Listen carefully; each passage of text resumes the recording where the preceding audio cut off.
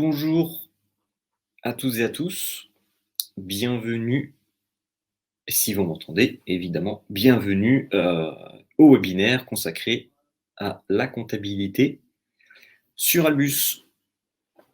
J'espère que vous allez bien. Bonjour Gisèle. Bonjour Sébastien. Bonjour Marianne. Alors on va attendre encore quelques instants histoire que les gens prennent place. Bonjour Jean-Pierre.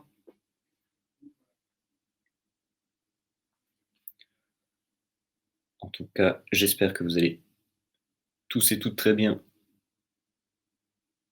en ce vendredi. Bonjour Christelle. Bonjour Laurence et bonjour la collègue Valérie. Bonjour Céline. Voilà, donc bienvenue effectivement, donc comme je le disais, à ce webinaire consacré à la comptabilité. Le but du jeu est de découvrir comment on démarre dans la comptabilité. D'accord. Ce webinaire n'a pas pour vocation de vous apprendre ce que c'est que la comptabilité. Je vous invite effectivement à vous rapprocher de votre association de gestion agréée, qui, eux, sont là pour répondre à des questions de pure comptabilité et bien sûr aussi pour vous proposer des formations sur la compta. Donc sachez-le, hein, ça n'est pas, tout le monde ne le sait pas, mais AGA, votre association de gestion, permet effectivement de tout simplement faire des formations sur la comptabilité si vous en avez besoin. En plus, bien sûr, comme je vous le disais, de répondre à vos questions de pure comptabilité. Le but étant aujourd'hui de savoir comment on démarre dans Albus et comment fonctionne la comptabilité dans Albus, puisque chaque logiciel est un petit peu différent, a ses petites spécificités. Et donc, on va voir ensemble comment tout ça fonctionne. Donc, on ne va pas perdre plus de temps. Ce que je vais faire, c'est que, pour ceux qui ne le savent pas, le webinaire va se passer de la manière suivante. C'est que là, sur les prochaines minutes, je vais basculer mon écran du côté de mon Albus. Donc, vous allez voir ma base à moi. Et je vais vous faire la démonstration sur ma base. Et à la fin, je pourrai répondre à quelques questions sur le sujet. Donc, n'hésitez pas à poser des questions dans le chat, hein, puisque vous avez le chat, ou l'onglet questions carrément en haut à droite. Hein, vous avez un onglet questions qui vous permet de poser les questions. Et donc, j'y répondrai à la fin. Voilà, voilà. Donc, je vais basculer en faisant un partage d'écran. Il faudra juste que vous me confirmiez si de votre côté, eh ben, vous voyez bien ma page d'accueil. J'attends juste que quelques personnes me disent que c'est OK pour vous. Et on va pouvoir démarrer. OK, c'est bon pour moi. OK, OK. Parfait. Eh bien, très bien.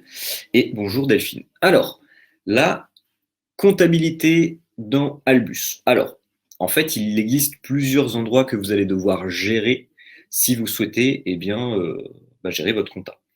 Donc déjà, il y a le menu compta qui est tout en haut, évidemment. Attention, puisque la compta est une option, sachez que tout le monde n'a pas forcément le menu compta. Donc n'hésitez pas à vous renseigner parce que de toute façon, c'est très simple. Hein, quand vous ouvrez Albus, si vous allez sur le menu compta, c'est que votre compta n'est pas activée. Donc il faudra la faire activer en appelant le numéro qui sera indiqué. Donc vous avez cette partie-là ici qui va vous permettre effectivement de saisir les dépenses, faire votre rapprochement bancaire, etc., chose que l'on verra après. Mais vous avez déjà votre partie compta qui va démarrer avec les impayés qui sont dans le menu facture. Alors en réalité, la compta démarre dès la facturation. Pourquoi? Puisque c'est à la facturation que l'impayé est créé. Attention, hein, il y a des gens qui pensent que l'impayé est créé au moment où on télétransmet. Pas du tout. L'impayé est créé au moment où on facture. Et c'est ce que vous allez facturer qui va décider de comment sera l'impayé. C'est-à-dire que quand vous allez facturer, peut-être que le patient, il n'avance rien et qu'il est à 100%, du coup, l'impayé sera sur la part de l'assurance maladie. Vous avez certaines factures où vous avez une part pour l'assurance maladie et une part pour l'assurance maladie, pour l'assurance complémentaire. Et vous avez aussi, tout simplement, des factures où vous avez d'un côté la Sécu, donc l'assurance maladie, et le ticket modérateur payé par le patient, ou carrément, voire une facture où c'est la totalité qui doit être réglée par le patient. D'accord? Et donc ça, tout ça, ça va se retrouver dans l'impayé. Donc en fait, dès que vous facturez, l'impayé est créé dans le menu impayé acquitté. D'ailleurs, on va l'ouvrir. Je vais vous montrer. Voilà, parce que j'ai créé quelques factures pour les exemples. Voilà. Donc là, on a 3 factures qui ont été faites à des moments différents. Donc là, on a une facture au 26, une autre au 26 et une autre qui a été faite aujourd'hui au 12 mars. On a les numéros de facture, on a les noms du patient, on a la période facturée, on a le montant total facturé. On voit s'il y a déjà des choses d'encaisser ou non. On voit ce qui reste à encaisser. Donc, dans les restes à encaisser, vous avez des restes à encaisser au niveau des parts patients, au niveau de la part sécu, au niveau de la part mutuelle et la catégorie perdue quand vous dites que y a une partie qui est perdue. D'accord ? Vous avez bien sûr des filtres en haut qui vont vous permettre de chercher par patient, par période, par numéro de facture, etc., par organisme, par infirmier, voilà, etc., etc. Vous avez bien sûr la catégorie de non payés, donc ça c'est les impayés, et vous avez donc les payés quand il y a des parts qui sont payées. D'accord ? Et donc en fait, comment agir là-dessus ? Alors il y a des choses qui vont être automatisées et des choses qui ne le seront pas. C'est-à-dire que si maintenant, je prends par exemple la facture 113. La facture 113, on a facturé 579 euros. D'accord ? En tout. La facture, c'est les honoraires totaux, c'est une facture de 579. Si j'appuie sur le petit crayon à gauche, je vais voir comment ces 579 ont été répartis. En réalité, vous avez une partie qui est d'un montant de 347,40 qui était à destination de la CEPAM, et la CEPAM nous a réglé le 25 février par virement, d'accord, pour Alain Infirmier, puisque c'est Alain Infirmier qui a facturé les soins, donc les sous reviennent à Alain Infirmier. Et vous avez une part patient, puisque ça, c'est le patient, ça n'est pas une mutuelle, et donc le patient doit 231,60 euros. Et si on regarde sur la facture, effectivement, on voit bien que dans reste à encaisser patient, on a 231,60 euros. Et on a déjà encaissé la partie sécu. Et la partie sécu, elle s'est encaissée toute seule. Ça n'est pas une action de votre part, hein. Vous n'avez pas besoin d'aller dire que vous avez reçu l'argent de la Sécu, sauf cas très particulier, cas de force majeure, on va dire. Et en fait, ce qui va se passer, c'est que quand vous télétransmettez une facture et que cette facture est réglée, la Sécu va renvoyer, ou la mutuelle éventuellement, va renvoyer ce qu'on appelle un retour Noémie. Donc, c'est un message qui indique au logiciel qu'ils ont payé tant. Et le logiciel, automatiquement, va créer cette recette. Donc, cette partie-là a été créée automatiquement par le logiciel dès qu'il a réceptionné le retour Noémie. Et comment réceptionner vos retours Noémie ? C'est très simple. Il suffit d'aller dans le menu boîte de réception. Et donc, vous faites, une fois que vous êtes dans ce menu, consulter BAL. Donc, à quel moment il faut faire ça ? Quand vous avez fait votre première télétransmission, vous le faites plus ou moins une semaine après. Vous faites un consulter BAL et vous devriez déjà commencer à recevoir des retours Noémie qui vont aller agir sur les impayés pour dire que ça c'est payé, ça c'est payé, ça c'est payé, ça c'est payé. D'accord ? Donc ça va être automatique, surtout au niveau des parts liées à l'assurance maladie obligatoire.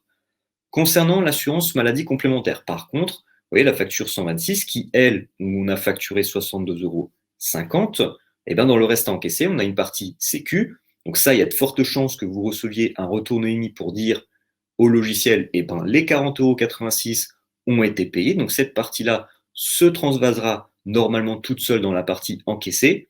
Et la partie mutuelle, alors ce qu'il faut savoir, c'est que les mutuelles, c'est un petit peu aléatoire, puisqu'il y a certaines mutuelles qui vont aussi envoyer un retour Noémie au logiciel pour dire qu'ils vous ont payé. Donc là, cette partie-là, effectivement, vous n'aurez pas besoin de le faire. Ça va être automatique comme pour l'assurance maladie obligatoire. Et donc cette partie-là sera aussi dans encaissé. Et du coup, une fois qu'il n'y a plus rien sur la ligne dans reste encaissé, l'impayé disparaît, puisque ça n'est plus un impayé, puisque la facture est totalement payée. D'accord ? Donc quand ici, dans encaissé, il y aura 62,50 euros, comme pour le montant total de ce qui a été facturé, cette ligne-là disparaît. En réalité, elle ne disparaît pas vraiment, elle est juste envoyée dans les payés. D'accord ? Mais comme je l'ai dit, c'est semi-automatique. Pourquoi au niveau de la partie mutuelle ? Parce qu'il existe certaines assurances maladie complémentaires qui n'envoient pas de retour Noémie au logiciel pour dire que vous avez été payé. Par contre, vous recevrez quand même les sources sur votre compte bancaire.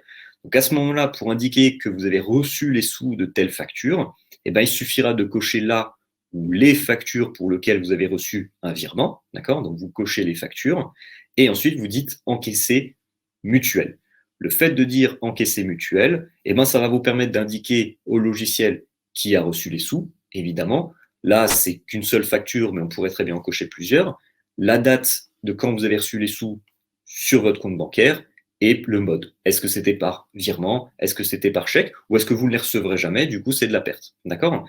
Et donc, en faisant encaisser, ça va créer tout simplement une recette et la partie qui était dans reste à encaisser va dans encaisser.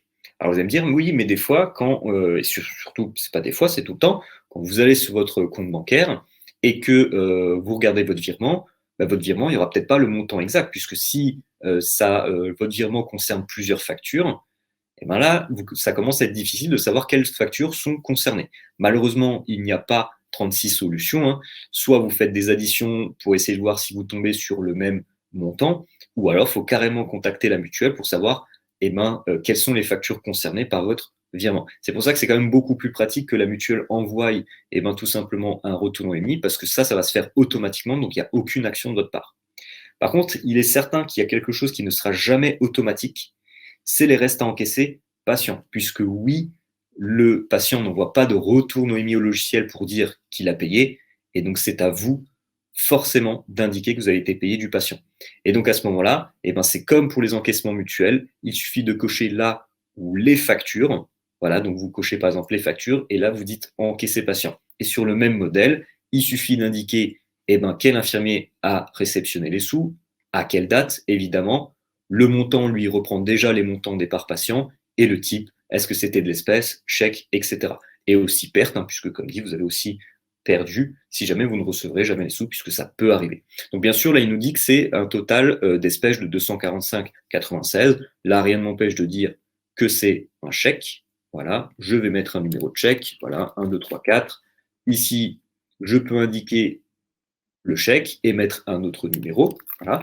Mais si ça se trouve, le chèque que vous avez réceptionné concerne les deux factures, vous mettez le même numéro de chèque. D'accord? Il faut mettre exactement le même numéro de chèque si c'est le même chèque qui permet de solder deux factures. Puisque ça peut arriver, hein.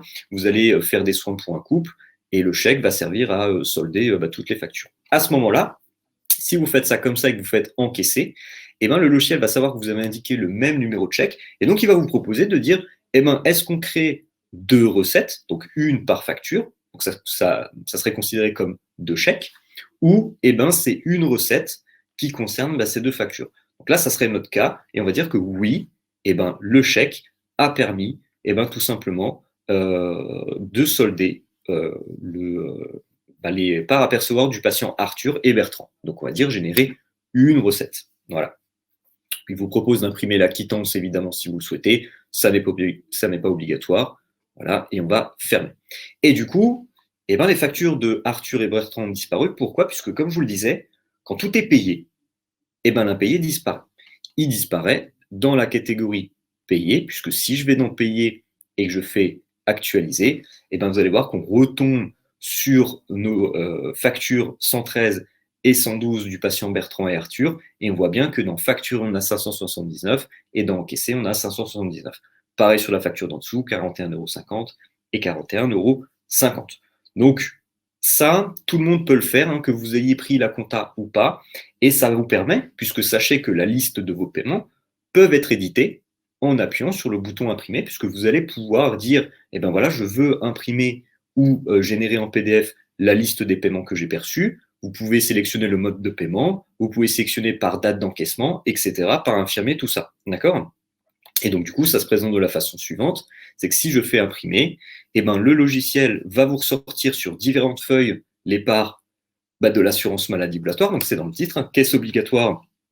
Donc, on voit que la CPAM de test a payé la facture 112 et 113 pour un montant total de 374,54. Si je descends, je vais avoir les parts patients. Donc là, souvenez-vous, on a dit qu'on avait reçu des chèques ou un chèque du patient Arthur et Bertrand. Et donc là, effectivement, on a en mode chèque les parts patients. Et à la fin, vous avez un récap des caisses obligatoires, caisses complémentaires et patients. Voilà. Et donc ça, il n'y a pas besoin de la compta pour l'avoir. Vous pouvez l'avoir directement dans la partie impayée, ce qui suffit dans la plupart des cas, en tout cas pour les gens qui ont déjà un comptable ou qui font une partie d'un côté avec un logiciel de comptabilité à côté, ça peut leur servir. D'accord? Maintenant, pour ceux qui ont pris la compta, ça n'est pas terminé, puisque quand vous allez dans la partie compta, déjà quand vous appuyez sur le bouton compta, vous allez tomber sur votre compta si elle a été créée. Si elle n'est pas créée, vous faites créer une nouvelle compta. Attention, je parle bien de créer une nouvelle compta, je ne parle pas de créer un exercice sur une année. Si maintenant vous êtes en 2020, vous avez fait votre compta de 2020 et vous voulez créer l'exercice de 2021, ne faites pas créer une nouvelle compta, vous appuyez sur votre compta à vous et vous faites exercice en haut, vous faites voir tous les exercices et là, vous allez pouvoir faire nouveau pour créer l'exercice de la nouvelle année que vous souhaitez créer. D'accord? Et ça n'est pas créer une nouvelle compta, c'est un nouvel exercice, à ne pas confondre.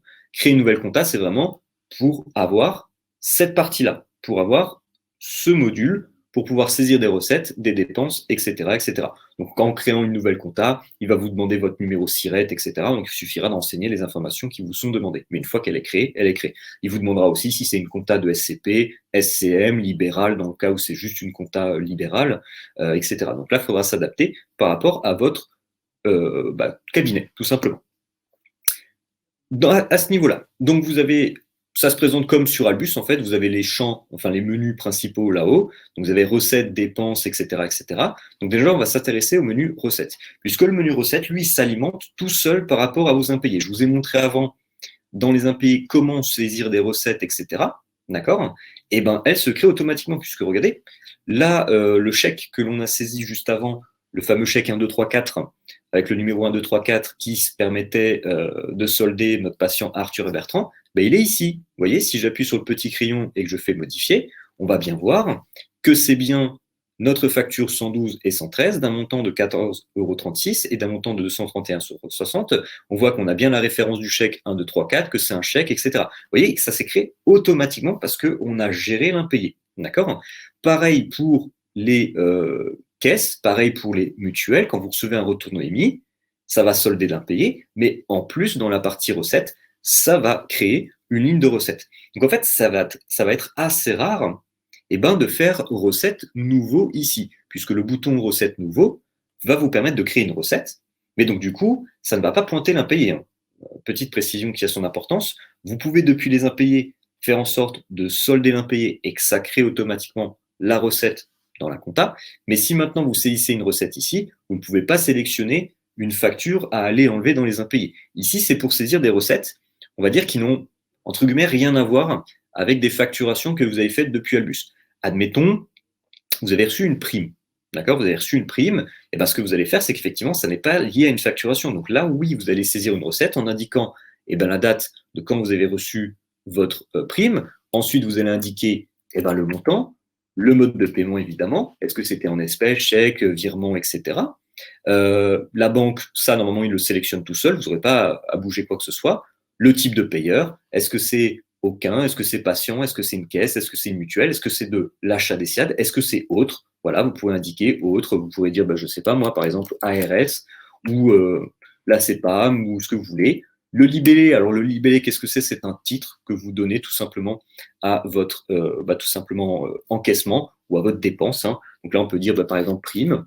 Et du coup, là où est la difficulté, c'est de sélectionner la ventilation. Alors, qu'est-ce que la ventilation pour ceux qui ne savent pas?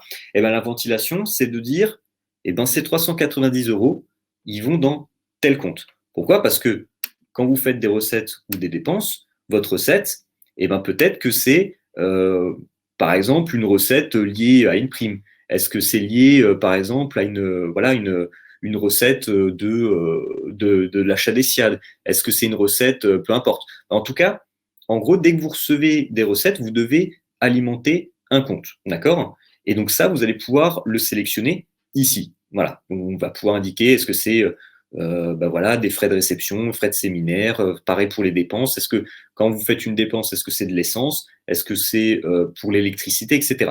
Et en fait, ces comptes, ces numéros de compte, on appelle ça un plan comptable. D'ailleurs, je vais vous le montrer, puisqu'en fait, quand vous allez dans Outils, vous avez ce qu'on appelle le plan comptable. Et le plan comptable, en fait, ça s'alimente. Dès que vous faites des recettes ou vous faites des dépenses, le but du jeu, c'est de dire où je dois mettre cet argent. D'accord? Comme je vous disais, peut-être que quand vous allez faire une dépense, peut-être que c'est lié à la pharmacie. Est-ce que c'est lié à l'électricité? Est-ce que c'est lié au carburant, etc. Le but du jeu, en fait, c'est de renseigner les bons comptes. Voilà, quand vous faites une dépense ou une recette. D'accord? Quand vous faites chèque à encaisser, comme on l'a vu, ça s'alimente tout seul, puisque quand on va dans les impayés et qu'on dit que c'est un chèque, automatiquement, il va alimenter tout seul le compte chèque. D'accord? Donc, voilà, ça, c'est important de savoir ça. C'est important de savoir qu'on ne crée pas une recette ou une dépense comme ça, en disant, bah voilà, j'ai fait une dépense, point barre. Non, la dépense, elle doit être alimentée elle doit être indiquée dans un bon compte. Si j'ai un conseil à vous donner, c'est justement de poser la question à votre aga et qu'il vous donne une explication sur le plan comptable et que dans le cas où vous recevez tel type de recette, où vous devez le mettre. D'accord? Ce genre de questions, malheureusement, nous, on ne peut pas y répondre, puisque ça, c'est des questions comptables à poser à votre comptable si vous avez un comptable, ou à poser à votre aga si vous avez une association de gestion pour indiquer, bah voilà, vous avez reçu tant d'argent par tel organisme où vous êtes censé l'indiquer. D'accord? Généralement, ils vont vous dire, bah, c'est dans la banque professionnelle, tout simplement, directement. Voilà. Mais en tout cas, vous pouvez directement alimenter les différents comptes. Donc ça, c'est pour ça. Donc pour saisir une recette, vous faites recette, nouveau, et vous saisissez votre recette. Vos dépenses, c'est la même chose. Quand vous allez dans dépenses, vous faites dépenses, nouveau, voilà. Vous tombez sur les mêmes champs, la date de la dépense, le montant, je sais pas, par exemple 46 euros, le mode de paiement, par CB éventuellement, le compte se sélectionne, le libellé, on va dire par exemple que c'est de l'essence, voilà. Et dans le compte, ici, eh ben, je vais aller chercher le compte carburant. Voilà, on va le trouver. Carburant véhicule. OK. On va pouvoir dire, eh ben voilà, c'est station, on peut mettre d'autres libellés, hein, on va dire station, par exemple Shell. Hop, on s'en fiche et on fait enregistrer. Eh bien, on vient de créer une dépense. D'accord? Donc voilà, c'est comme ça qu'on crée des recettes, c'est comme ça qu'on crée des dépenses. Et tout ça va se retrouver dans le rapprochement. Puisque le rapprochement, qu'est-ce que c'est? Parce qu'on dit souvent un rapprochement bancaire. Le rapprochement bancaire, c'est tout simplement comparer votre extrait bancaire que vous avez reçu de la banque avec ce que vous avez dans le logiciel. Donc ça, je vais le supprimer puisqu'on va repartir de zéro, puisqu'en fait, quand vous démarrez dans votre rapprochement, ça c'est vide, et le but du jeu, c'est de créer votre extrait. Et comment on le crée? C'est toujours pareil, on appuie sur le bouton nouveau, et donc là, le logiciel va vous demander des choses. Déjà, le but du jeu, c'est que, si j'ai un conseil à vous donner, c'est de créer un extrait par mois. Et donc, comment vous allez faire ça? Alors déjà, il faudra indiquer le solde de départ. Il faudra dire, ben voilà, sur mon compte bancaire, j'étais pas à zéro de base sur l'année, j'ai démarré peut-être à 1500,48, admettons. D'accord? Donc déjà, dans départ plus pointé en bas, il me dit, je suis à 1500,48. OK? Et du coup, moi, mon solde de fin, puisque j'ai mon extrait bancaire à côté, mon solde de fin indique que je suis à 1626,84. OK? Voilà. Le but du jeu, c'est que vous allez devoir pointer vos différentes écritures sur le mot en question. Et si c'est juste, normalement, le montant que vous avez indiqué dans solde de fin doit être égal au départ plus pointé qui est en bas à droite. Si ça n'est pas bon, c'est qu'il vous manque soit des saisies de recettes, soit des saisies de dépenses. Mais le but du jeu, c'est de faire ça mois par mois et de cocher au fur et à mesure vos recettes et vos dépenses du mois en question. D'ailleurs, vous avez les dates ici qui vous permettent de savoir quand ces dates-là ont été créées, enfin quand ces recettes et dépenses ont été créées. Vous pouvez les modifier si c'est pas juste, puisque attention, des fois, quand vous recevez un Noémie, peut-être que votre Noémie indique que vous avez reçu les sous au 31 janvier, mais au final, ils apparaissent tout simplement sur votre compte bancaire en février. Donc, rien ne vous empêche effectivement d'aller modifier ici en faisant modifier. Voilà, vous faites modifier la recette et vous allez pouvoir indiquer la date du virement sur votre compte bancaire et pas la date du retour Noémie, puisqu'il peut y avoir des différences sur quelques jours. Et surtout, si ça se chevauche sur certains mois, vous pouvez directement agir sur la date pour que ça corresponde bien à la date du mois. Mais le but du jeu, effectivement, c'est de faire en sorte que votre solde de fin et votre solde d'arrivée en bas à droite correspondent. Et à ce moment-là, alors là, vous ne le voyez pas, mais le bouton enregistrer verrouillé va se débloquer si c'est juste. Par exemple, si je dis qu'effectivement, sur le mois, c'est bien 1436 comme le départ, enfin le montant qui est en bas à droite. Si mon solde de fin, vous voyez, correspond bien à mon solde de départ plus pointé en bas à droite, et le bouton enregistrer, verrouiller s'affiche, et du coup, je vais pouvoir verrouiller mon extrait du mois et passer au mois suivant. D'accord? Donc, le but du jeu, c'est de faire ça. Par contre, je ne sais pas si vous l'avez remarqué, Mais là, bizarrement, il n'y a pas notre chèque qui apparaît. Souvenez-vous, notre chèque 1, 2, 3, 4, lui, il n'est pas ici, alors que je vous ai dit, bah, effectivement, tout ce qui est recettes et dépenses doivent apparaître ici. Pourquoi ça n'apparaît pas? Eh bien, tout simplement parce que quand vous recevez un chèque de la main du patient, ce chèque, ensuite, vous devez le déposer en banque. Et là, on n'a pas encore fait le dépôt en banque. On a dit qu'on a reçu les sous dans les impayés, mais de la main du patient. Donc, effectivement, on a dit, notre chèque 1, 2, 3, 4, je l'ai reçu de la main du patient tel jour, mais peut-être que je ne l'ai pas encore déposé en banque. Et ça, il faut y penser. Vous devez faire vos dépôts de chèques. Donc, les dépôts de chèques, ça se fait où? Eh bien, ça se fait dans Autre saisie, mouvement financier. Et donc, vous allez pouvoir faire vos dépôts de chèques, mais aussi dépôts d'espèces, puisque vous pourriez y avoir des dépôts d'espèces. Donc, dans mouvement financier, vous allez faire nouveau.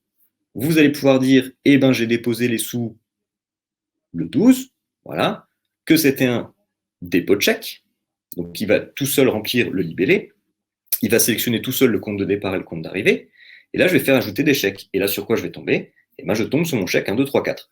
Alors peut-être que vous, quand vous allez déposer vos chèques, il y en a plusieurs. Donc vous, il faudra cocher tous les chèques que vous avez déposés au 12 mars, ou en tout cas le jour J du dépôt de chèque. Vous cochez tous les chèques, vous aurez le montant total en bas à droite. Donc là, j'en ai qu'un seul, donc bah, c'est celui du chèque. Et du coup, je fais enregistrer. Et à ce moment-là, j'ai dit au logiciel, ça y est, ça c'est en banque. Et comme je disais, bah, votre extrait bancaire, c'est ce qu'il y a en banque. Du coup, là, si on va dans le rapprochement bancaire et que je crée mon rapprochement, cette fois-ci, j'ai mon dépôt de chèque qui apparaît. Et c'est pareil pour les espèces.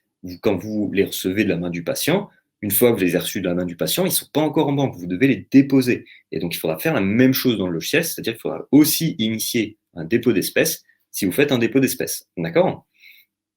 En tout cas, le but, c'est de faire en sorte de faire ça mois par mois. Et comme dit, une fois que vous avez fait enregistrer, terminer plus tard ou enregistrer et verrouiller, une fois que vous avez créé votre premier extrait, bah, vous refaites nouveau et du coup, vous aurez une ligne sous l'autre. D'accord? Le but du jeu, c'est que normalement, alors maintenant, chacun fait ce qu'il veut, mais je sais qu'il y a des cabinets qui ne font qu'un seul extrait sur l'année, mais donc du coup, ils doivent pointer toutes les écritures à chaque fois, d'accord? Mais sur une seule ligne.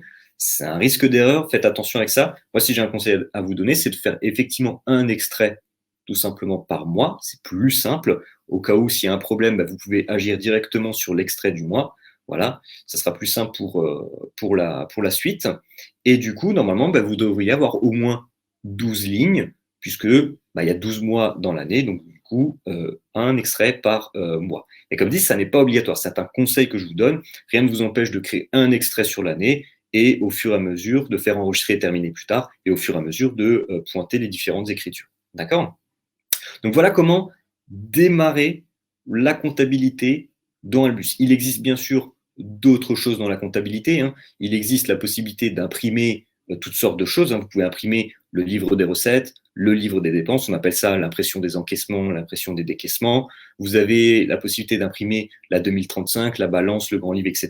Et là, on arrive déjà dans des parties plus comptabilité qu'autre chose, que de l'utilisation pure du logiciel. Vous avez la possibilité effectivement de faire des immobilisations, vous avez la possibilité effectivement de faire des opérations diverses, etc. Mais là, effectivement, on arrive dans de la compta pure, puisqu'en fait, vous l'avez compris, à chaque fois que vous voulez créer quelque chose ici, il suffit d'aller dans la bonne catégorie, que ce soit une opération diverse, que ce soit une recette, une dépense, vous allez dans la bonne catégorie, vous faites nouveau, c'est à chaque fois la même chose, vous devez renseigner la date, le compte, le libellé, le montant. C'est toujours pareil. Date, compte, libellé, montant. Maintenant, comme je l'ai dit, la difficulté, la vraie difficulté d'une compta, c'est sur quel compte vous devez alimenter les choses. Et là, c'est plutôt à voir effectivement avec, eh bien, comme je vous disais, la gamme. Donc, ce que je vais faire, c'est que je vais basculer tout simplement sur la webcam à nouveau. Voilà. Donc, je suis de retour. Alors, je vais juste brancher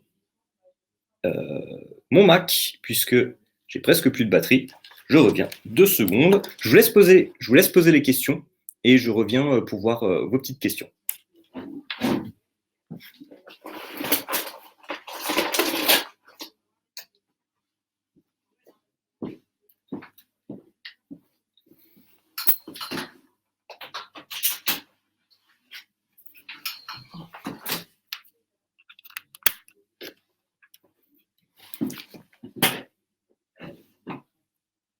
Hop là, je suis de retour. On va éviter la catastrophe de la batterie qui s'éteint. Et du coup, si vous avez des questions sur le sujet, je vous invite à les poser. Mais le but du jeu, c'est d'avoir les bons réflexes. Cette formation, enfin ce webinaire, est surtout là pour avoir les bons réflexes sur comment démarrer euh, si vous démarrez sur une comptabilité. Puisque le but du jeu, c'est vraiment d'expliquer aux gens qui n'ont pas encore fait de la compta comment bien prendre en main la comptabilité. Mais comme vous l'avez vu, le but du jeu, c'est dans un premier temps que vous ayez la compta, le menu compta ou non, c'est de gérer vos impayés, puisque une grosse partie sera les impayés. Alors, Ginette, les honoraires SIAD sont enregistrés en recettes ou par les impayés. Alors, vous pouvez faire les deux. Vous avez des impayés, vous avez vu, hein, quand vous allez dans facture, vous avez un payé acquitté, mais vous avez aussi un payé acquitté achat des SIAD. Rien ne vous empêche de gérer l'impayé et de saisir directement en faisant encaisser achat des SIAD, puisque quand vous allez dans l'impayé achat des SIAD, vous avez le bouton encaisser achat des SIAD. Vous pouvez aussi le faire, comme je vous ai montré, en allant dans recettes, dans la partie compta, en faisant nouveau et en disant que vous avez reçu tel virement de l'achat des SIAD, tel jour, etc. Vous pouvez faire dans les deux cas. Je me dis, la question, c'est est-ce que vous souhaitez gérer vos impayés, puisque gérer l'impayé n'est pas obligatoire, puisque rien ne vous empêche d'aller tout saisir à la main dans recettes ou dans dépenses, tout dépend du cas, mais rien n'empêche effectivement de tout saisir directement dans la partie recettes de la partie compta, mais vous pouvez commencer à faire les choses dans les impayés. Donc là, comme dit Ginette, vous pouvez faire les deux, c'est à vous de voir, mais vous pouvez vraiment gérer vos honoraires de SIAD dans tout simplement les impayés acquittés achat des SIAD, si vous avez fait votre facturation SIAD sur le logiciel. Évidemment, si vous n'avez pas fait votre facturation du SIAD dans Albus, ben là, vous n'avez pas le choix, vous devez le faire depuis la partie recettes, dans la compta. Alors Delphine, je suis un peu perdu, j'ai compte à jour, donc que dois-je faire pour enregistrer mon dépôt de chèque? Juste aller dans impayé ou impayé plus dépôt de chèque dans la partie compta. Alors, je ne sais pas comment fonctionne compte à jour. Je dois bien vous avouer que compte à jour, je sais que c'est une partie qui est censée faire automatiser les choses. J'ai tendance à dire qu'il faudrait plutôt demander à compte à jour de voir si vous devez gérer cette partie-là. Pour être honnête, Delphine, parce que pour le coup, je ne sais pas si avec compte à jour, vous devez faire ce genre de choses, d'opération. Et je ne sais pas si dans compte à jour, puisque normalement compte à jour c'est un service où ils sont censés vous installer un programme compte à jour en dehors d'Albus. Est-ce que vous devez faire ça dans compte à jour? Je ne pense pas. Mais à la rigueur, il faudrait demander l'avis du service compte à jour. Demandez-leur. Et si vous disent que oui, il faut le faire depuis Albus, il faudra faire comme je vous ai montré, c'est-à-dire qu'effectivement, il faudra faire la gestion des impayés plus le dépôt de chèque.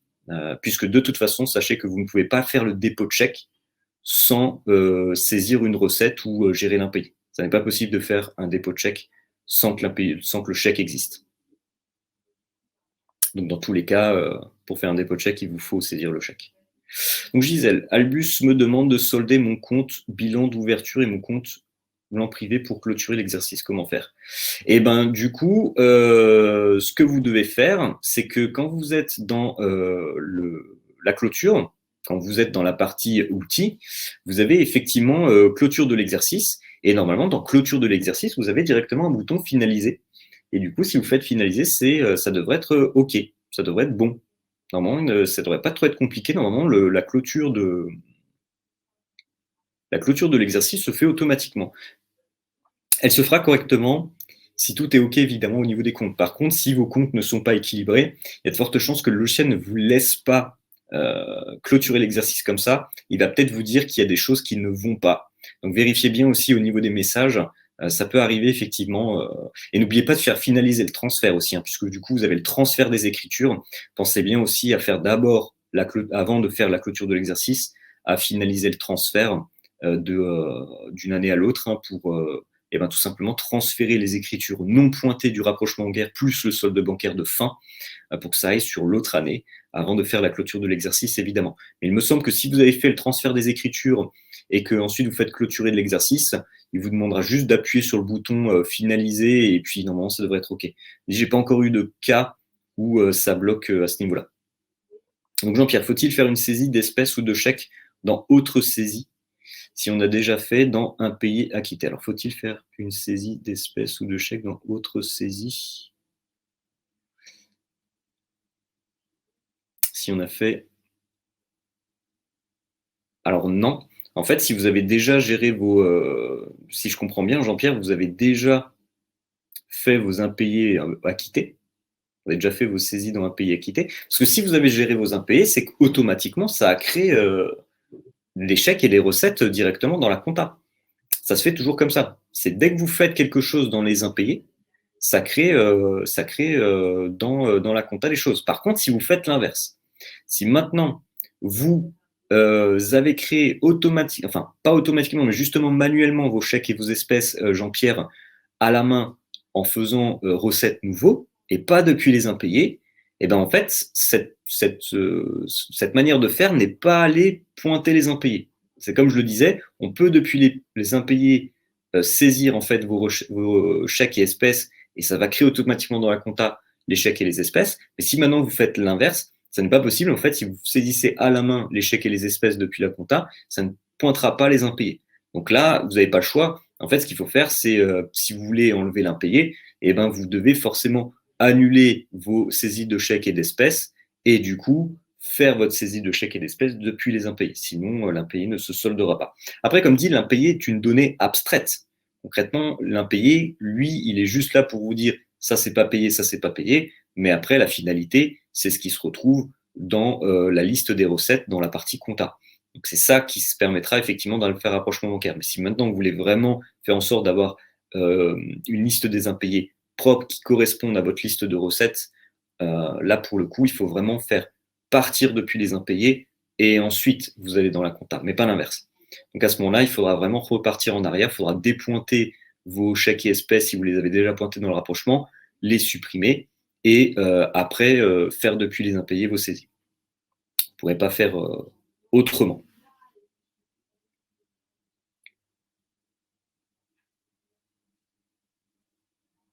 Peut-on encaisser les recettes HAD dans un autre compte que les honoraires CEPAM?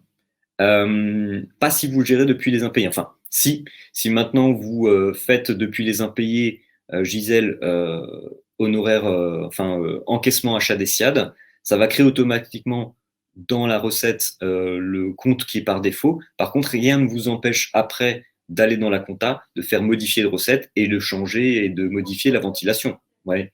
Et rien ne vous empêche après de modifier la ventilation, comme par exemple quand vous faites, comme je l'ai dit, hein, c'est le même principe que par exemple un retour Noémie qui dit que vous avez perçu les sous de la CEPAM telle date, rien ne vous empêche ensuite d'aller dans la partie recette, de retrouver la recette de telle CEPAM et de dire bah non, je n'ai pas reçu les sous au 26 février, je l'ai reçu au 2 mars. Vous voyez. Donc rien n'empêche aussi pour vous, quand vous avez fait en fait des encaissements achats des SIAD depuis les impayés, ensuite d'aller dans la recette, de modifier la ventilation. Voilà. Tout est modifiable tant qu'effectivement vous n'avez pas pointé les choses dans, tout simplement dans votre rapprochement bancaire.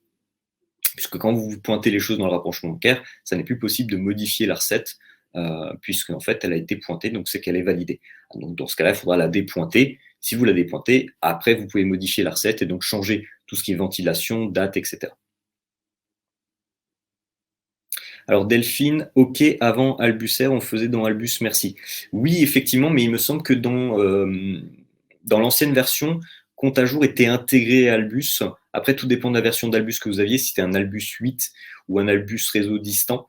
Mais il me semble que dans le cas d'Albus 8, effectivement, le menu compte à jour était intégré à Albuser. Là, il ne l'est plus. C'est pour ça que compte à jour est séparé sur un programme bien à part. Donc, il faudrait vérifier si effectivement, ça ne se fait pas directement dans le logiciel compte à jour ou est-ce que vous devez le faire depuis Albuser et après éditer un document pour compte à jour. On dit voilà, Delphine, il faudra vraiment préciser ça avec compte à jour pour savoir ce que vous devez leur fournir et par où. Si vous disent que non, c'est pas depuis compte à jour, c'est qu'effectivement, il faudra le faire depuis Albuser.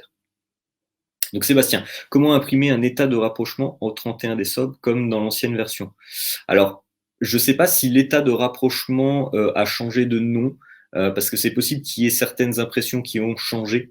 Donc vérifiez bien si ça n'est peut-être pas le tableau de passage qui ne s'appelle plus état de rapprochement. Et il me semble qu'attention, quand vous allez dans la partie impayé, surtout dans la partie 2035, vous savez, quand vous êtes dans l'impression, dans la comptabilité, quand vous cochez 2035, il me semble qu'il y a encore des boutons qui sont grisés parce que ça n'est pas encore finalisé au niveau du développement des impressions. Donc peut-être que l'état de rapprochement n'est pas encore finalisé. Vérifiez bien si l'état de rapprochement n'apparaît pas dans la 2035, parce que c'est possible qu'il ne soit pas encore finalisé. Il sera finalisé incessamment sous peu. Il me semble qu'il y a des développements en cours pour la comptabilité. Peut-on imprimer le rappel mutuel ou AMO comme dans l'ancienne version? Alors, vous n'avez plus ce qu'on appelle la relance, c'est-à-dire que vous n'avez plus un fichier où il y a marqué bonjour, monsieur, madame, je souhaite vous relancer effectivement sur telle facture, tel montant, etc. Par contre, vous pouvez imprimer la demande de remboursement de la part complémentaire, hein. Vous pouvez toujours imprimer ce document-là à envoyer à la mutuelle pour vous faire payer de la mutuelle par voie postale. Et vous avez toujours la quittance du patient à donner au patient pour qu'il vous paye. Par contre, le document relance avec l'intitulé, votre adresse, etc., il me semble qu'elle n'y est plus. Donc, du coup, ce bouton de relance n'y est pas. Maintenant, je ne sais pas s'il sera réintégré. Je sais qu'il y a des développements, comme je le disais juste avant, il y a des développements en cours pour la comptabilité pour ajouter des fonctionnalités qu'il y avait dans l'ancienne version qu'il n'y a pas encore sur Albuser. Je vais regarder dans la partie questions. Ok, donc c'était les questions de Sébastien concernant l'état de rapprochement. Je vais juste vérifier, mais peut-être que l'état de rapprochement, effectivement, c'est une chose qui n'est pas encore intégrée. On a le tableau des immobilisations. C'est le tableau des immobilisations qui n'est pas encore là et le détail des lignes qui ne sont pas encore développées. Mais il me semble qu'il y a des choses qui ont changé. Notamment, j'ai eu une infirmière qui me demandait effectivement un document, je ne sais plus de son nom, mais c'était le tableau de passage et il avait juste changé de nom. Parce que le nom officiel, c'était tableau de passage. Et ça, c'est à donner à votre AGA, parce que normalement, c'est l'AGA qui est censé vous demander ce document, qui s'appelle le tableau de passage. De toute façon, rien ne vous empêche de faire un essai d'impression pour vérifier si le document correspond.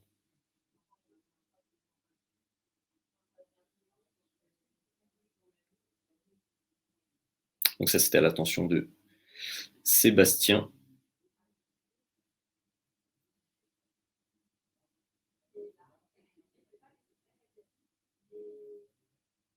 Il faudrait que je réouvre à nouveau, il faudrait que j'ai accès à nouveau à une base, une ancienne version d'Albus que l'on n'a plus pour vérifier quels étaient les noms parce que c'est peut-être des équivalents.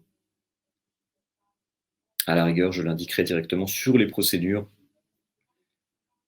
qu'il y a sur le support d'Albus pour mettre les équivalents.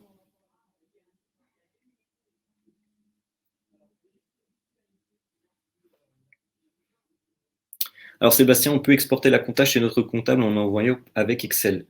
Oui, c'est tout à fait possible. Vous avez une exportation comptable, pas du côté menu compta, mais du côté réglage. Vous savez, quand vous êtes sur Albuser, vous avez tout à droite, vous avez le menu réglage avec les 3 tirets. Vous avez 3 tirets, ça c'est le menu réglage. Et vous avez un réglage qui s'appelle exportation comptable. Et donc vous allez pouvoir indiquer que vous voulez exporter votre compta au format Excel ou tout autre format, hein. N'hésitez pas à demander tout simplement à votre comptable quel est le logiciel qu'il utilise et vous pourrez peut-être utiliser en tout cas, il y a le format Excel, ça c'est certain, mais vous pouvez utiliser tout type de format lié au logiciel de compta. Par contre, il me semble qu'il y a un petit peu de paramétrage puisque il faudra indiquer les numéros de compte. Donc peut-être qu'il faudra que votre comptable jette un coup d'œil sur le paramétrage de l'exportation comptable pour que ça indique les bons numéros de compte. Et en tout cas, oui, c'est possible, Sébastien. Si vous allez dans la partie réglage, vous avez un réglage qui s'appelle exactement exportation comptable. Donc n'hésitez pas à aller jeter un coup d'œil là-dessus. Et surtout, avant de faire une exportation, allez bien, puisqu'il y a deux boutons. Il y a le bouton nouveau qui vous permet de lancer une exportation comptable, et vous avez le bouton paramétrage. Appuyez d'abord sur le bouton paramétrage pour paramétrer l'exportation comptable, pour que quand ça exporte par Excel, eh ben, les colonnes aient bien les bons numéros de compte qu'il faut pour le comptable.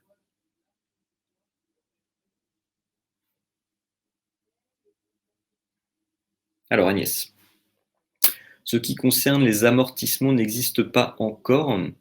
Vous voulez dire tout ce qui est lié aux immobilisations?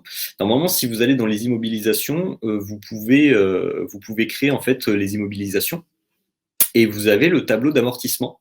En appuyant sur le petit crayon, une fois que vous avez créé votre immobilisation, vous avez la possibilité de consulter votre immobilisation, mais vous avez aussi le tableau d'amortissement et imprimer le tableau d'amortissement avec tout ce qui est, voilà, euh, comment on appelle ça, à amortir, à réintégrer, la dotation à l'amortissement, etc. Donc ça, c'est quand vous faites votre immobilisation. Et si je veux pas dire de bêtises, mais il me semble que dans impression, est-ce que ça y est déjà intégré? Euh, non, c'est ce que je disais, effectivement, le tableau des immobilisations n'est pas encore imprimable directement dans la partie impression, mais vous l'avez dans l'immobilisation. Vous avez le tableau d'amortissement Agnès quand vous avez créé votre immobilisation. Si elle est déjà créée et que normalement vous avez basculé, si vous étiez dans l'ancienne version d'Albus et que vous avez basculé sur Albuser et que vous aviez déjà saisi vos immobilisations, normalement elle devrait être réintégrée à la comptabilité. Donc sur les différentes années, en allant dans l'exercice, normalement vous tombez sur vos immobilisations et donc forcément vos tableaux d'amortissement.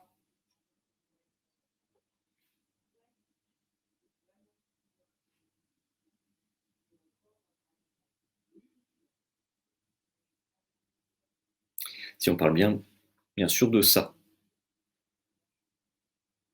évidemment.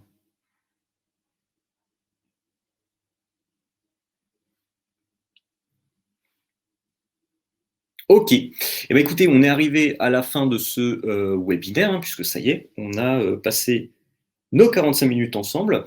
Ce que je vous invite à faire, c'est à n'hésitez pas à vous réinscrire ou à vous inscrire eh bien, via ce lien que je vais vous donner aux webinaires qui peuvent vous intéresser, que ça soit évidemment sur euh, l'utilisation de certains points avancés d'Albus ou des points débutants.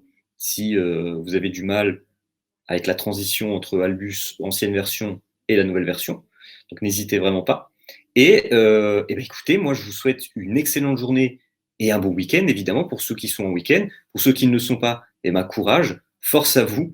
Et puis je vous dis peut-être à la prochaine ou à bientôt hein, au détour d'un webinaire ou d'une formation. Donc, bonne journée et puis à bientôt.